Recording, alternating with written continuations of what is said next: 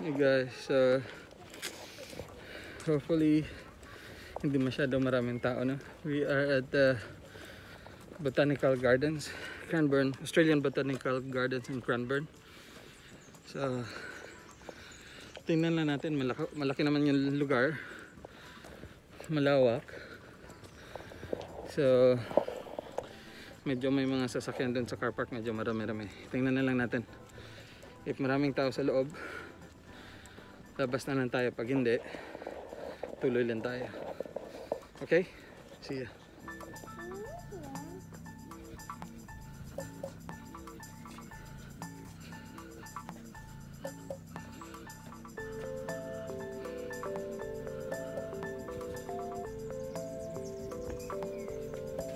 Tingnan nyo naman yan guys. So pag within 25 kilometers kayo, you can come. So wala masyadong tao. So hopefully sa loob, konti lang din tao. Keep distance lang tayo. Are you okay?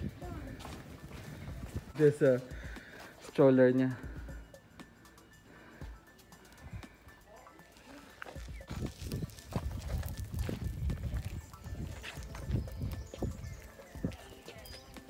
Tingnan niyo guys. So pwede kayo pumunta dito. Walking lang. Sa daming lugar, meron din silang parang coffee, Pupay lang.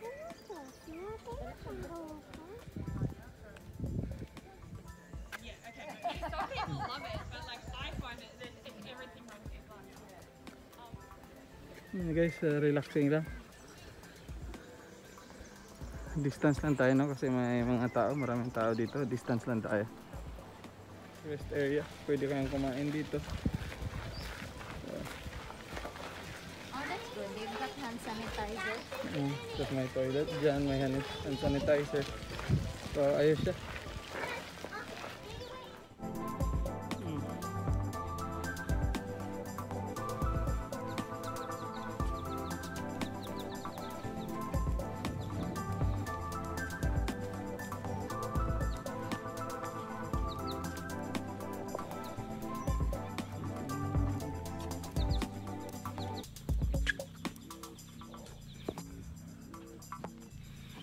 Kapatid, tingnan niya.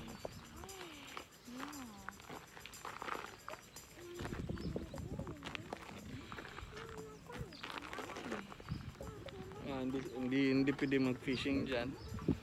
Hindi rin pwede mag-swimming dyan. Pero tama lang sa lalim, hindi masyadong mababa, hindi siya masyadong malalim dyan. Ewan ko lang kung may isda. Pero hindi pwede mag-fishing dyan. Guys, meron din silang parang ride on ride off, no? Pero I'm not sure if it's working at the moment kasi nga COVID. Pero usually meron siyang parang siyang go-kart na parang maliit na go-kart na train. And ewan ko kung magkano bayad, may bayad din. So it's a guided tour around the whole garden, sasakay lang kayo. So parang hop on hop off din. So iikot sa buong garden, tapos itutour niya kayo, i-describe niya ng plan. So ganon. But yeah, tingnan nyo naman, sulit naman. Wala namang bayad. Yung pinaka-importante guys, wala palang bayad pumasok dito. So enjoy lang kami, tingin-tingin. So walang bayad pumasok dito. Tsaka may kainan din sila doon sa may entrance. Kaya lang sarado yata because COVID, no? Usually it's open.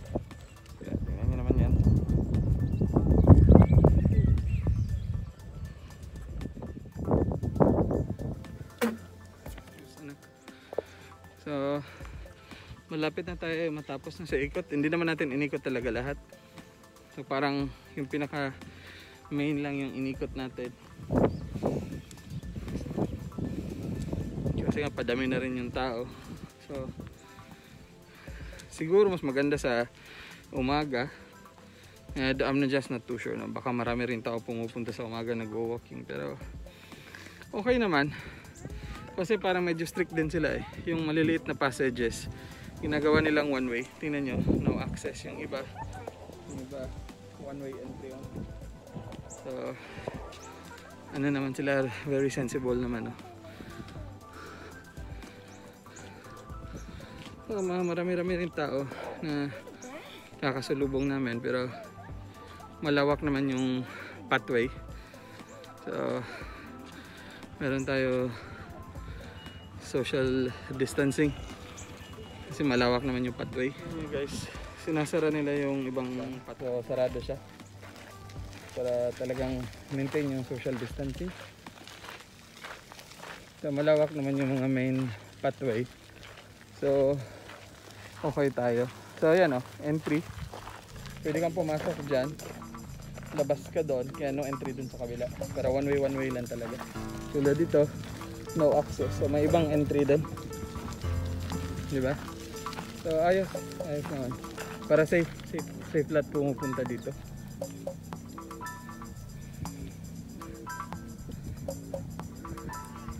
So malapit na tayong matapos. Parang mabilis lang kami, no? Pero pag inikot na talaga yung lugar, maraming putpat eh.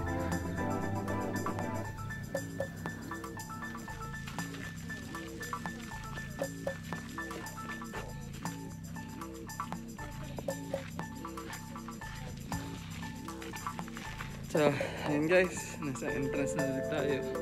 So, tapos na tayo dito sa ating konting tour. So, pauwi na tayo kasi dadaan pa tayong post office, baka masarahan tayo. So, we'll just ask Bea what she thinks. How was it, Bea? Yeah, it was really good. It was really good? Yeah.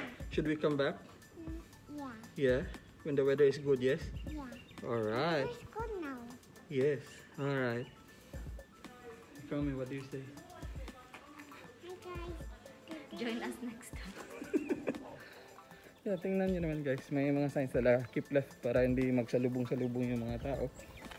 Actually, malaki to eh, malaki tong lugar na to. We actually went around on one side, hindi pa detailed. So we actually went to the main garden lang. Dito sa kabila, punta na rin namin dati to. Picnic grounds actually to sa kabila eh. Di ba kami, no? Last time we were here. So meron din siyang viewing deck doon na parang tower na makikita mo all the way to the peninsula sa dagat. Tapos may picnic area doon, may area na pwede mapaglaruan. Kaya lang mas doon, tawag dito, itong side sa kabila, dito sa kabila proper yung footpath, yung sa kabila medyo bush talaga eh, medyo bush, pero picnic ground siya. So malaki tong area na to. So if you live close by, The ladybird. pasyalan nyo dito, pasyal kayo dito, Hanborn Botanical Garden, within 25 kilometers. Pero syempre after November 8 lifted na yung 25 kilometers if matutuloy. So pag lagpas kayo 25 kilometers, For the picnic. you can come. So And the ito, no, so ayan yung track. Tingnan nyo naman. So it's a good walk, na. So kita tayo guys, so follow us, subscribe. I know it's been a while, no, with everything. So ingat mga kapatid, see ya.